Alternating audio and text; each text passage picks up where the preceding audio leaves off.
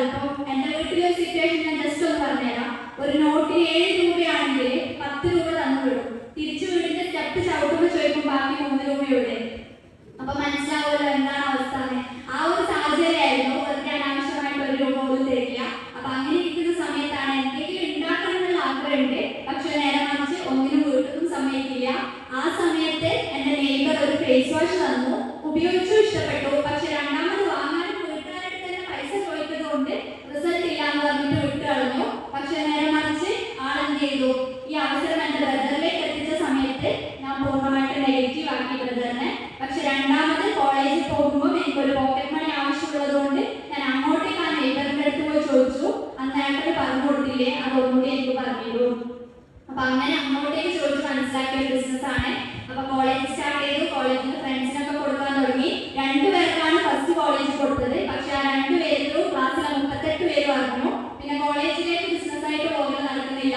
വരാന്തയിലൂടെയൊക്കെ നടക്കുന്ന സമയത്ത് ഒരു സൈഡ് എലമെന്റ്സ് വിളിക്കുന്നുണ്ടാവും, ഒരു സൈഡ് നോൺ എൻറോൾ വിളിക്കുന്നുണ്ടാവും. ബോർഡിലൊക്കെ എന്നെയൊക്കെ ഇങ്ങനെ വരഞ്ഞു വെക്കും.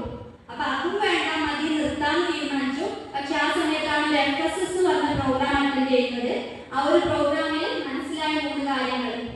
നമ്മുടെ ഗ്രേറ്റ് ലീഡർ സിനാൻ സാറിന്റെ ഒരു ട്രെയിനിങ് ആയിരുന്നു. ആ ട്രെയിനിങ്ങിൽ സിനാൻ സാറിന്റെ ലൈഫിലെ ബിസിനസ്സിലൂടെ വന്ന മാറ്റങ്ങൾ, ഒരു ഡിഗ്രി വിദ്യാർത്ഥി തുടങ്ങി ഈ ഒരു നിമിഷം വരെ ഒരു മാസം ലക്ഷങ്ങൾ വരുമാനമാകുന്ന സ്റ്റേറ്റ്മെന്റ് വിത്ത് പ്രൂഫ് കണ്ടു. അങ്ങനെ തുടങ്ങിയാൽ എനിക്കും കിട്ടുന്നത് മനസ്സിലായി.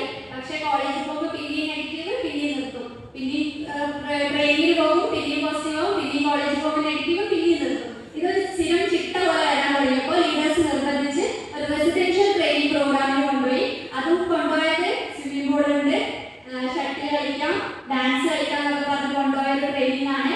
അങ്ങനെ കൊണ്ടുപോയ ട്രെയിനിങ്ങിൽ ലാസ്റ്റ് ഉണ്ടായിരുന്ന ഒരു കൺക്ലൂഡിങ് സെഷൻ ഉണ്ട്. ആ ഒരു കൺക്ലൂഡിങ് സെഷനിൽ മനസ്സിലായ കാര്യങ്ങൾ, ഇത് ഇങ്ങനെ ചെയ്യേണ്ട ബിസിനസ് അല്ല, നാളെ നമ്മുടെ ജീവിതത്തിൽ വലിയ രീതിയിലുള്ള ഉയർച്ചയും മാറ്റങ്ങളും ഉണ്ടാക്കാൻ പറ്റുന്നത് നമ്മുടെ ഗ്രേറ്റ് ലീഡർ എന്ന കമ്പനിയുടെ GTC ലീഡർ അംഗസ് പ്രസാദ് സാറിന്റെ ഒരു സെഷൻ മനസ്സിലാക്കി. അങ്ങനെ അവിടുത്തെ ബിസിനസ് ശക്തമായിട്ട് ഏറ്റെടുത്തു. 1 വർഷം കൊണ്ട് കമ്പനിയുടെ സ്റ്റേറ്റ് ടീം കോർഡിനേറ്റർ എന്ന് പറഞ്ഞ റാങ്കിലെത്തി. അവിടുന്ന് ഒരു തീരുമാനം എടുത്തു. ആഴ്ച വരുമാനം കിട്ടില്ല എന്നെല്ലാവരും കളിയാക്കാൻ തുടങ്ങി. ആദ്യമായിട്ട് വന്നത് 450 രൂപയാണ്.